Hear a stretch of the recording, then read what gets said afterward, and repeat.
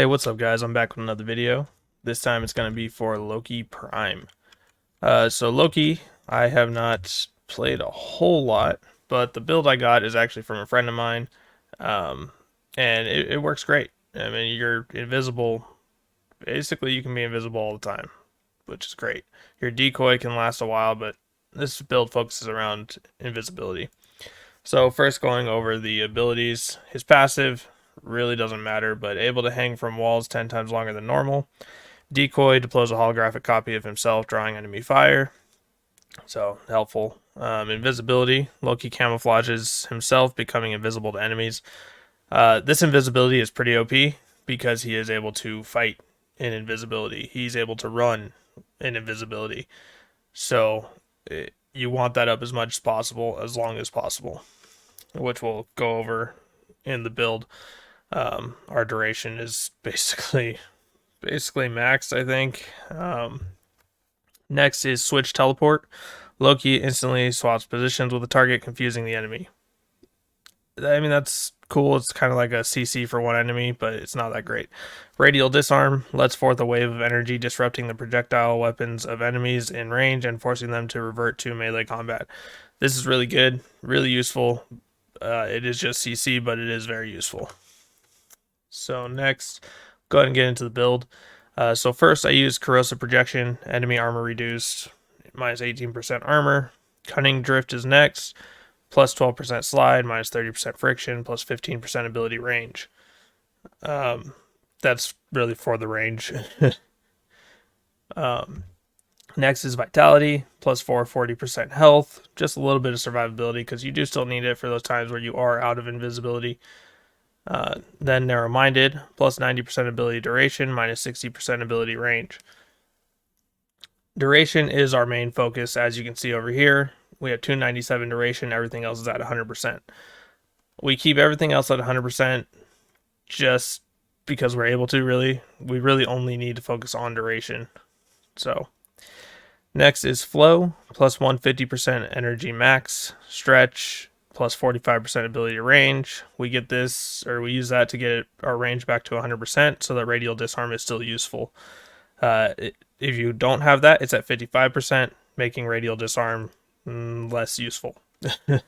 It'll still be useful in the sense that it'll still disarm them, but it won't be as useful because it won't hit as many enemies. Next is prime continuity, plus 55% ability duration. Again, duration is our main stat.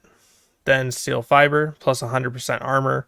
This is just a little bit more survivability, because if we're out of invisibility, our survivability goes down a lot. So we just have vitality and steel fiber to make up for that. I should note this is only a one forma build. If you want to add more formas, you can. However, the only things I would really be doing that for would be maybe umbral vitality and umbral fiber. But with those, if you do that, you will need, you'll probably need umbral forma. So it's up to you. You kind of judge what you want to do. Depends on how much you like Loki, I guess. Other survivability options would be like adaptation. Adaptation is a great mod. When damaged, plus 10% resistance to that damage type for 20 seconds, stacks up to 90%. So great survivability mod. And then you could grab armored agility or vigor, wherever that is right there. So plus 120% shield capacity, plus 120% health. Vigor is actually very good. However, you know, it depends what you're trying to do. I feel steel fiber is just a little bit better. And then armored agility is just you just replace something else. Steel fiber really isn't worth replacing for armored agility because it's just some armor. It's not, unless you want the sprint speed, I guess. If you want sprint speed, go for it. But otherwise, steel fiber is still better. Augur message, plus 24% ability duration, and then 40% energy spent on abilities is converted to shields. So a little bit extra survivability. That's not really why we're doing it. We're doing it for the ability duration, but the extra shields is a bonus. And then Constitution, plus 40% faster knockdown recovery, plus 28% ability duration. So this is literally all duration. that is our main focus by far for invisibility and for decoy a little bit. But decoy isn't necessarily the reason we're getting duration. It really is for the invisibility. We want that up as much as possible so we can just destroy while invisible. For the arcanes, I use Arcane Strike because we will be meleeing a lot, and right now I'm only at rank 3 on it, so 10% chance for plus 40% attack speed to melee weapons for 12 seconds.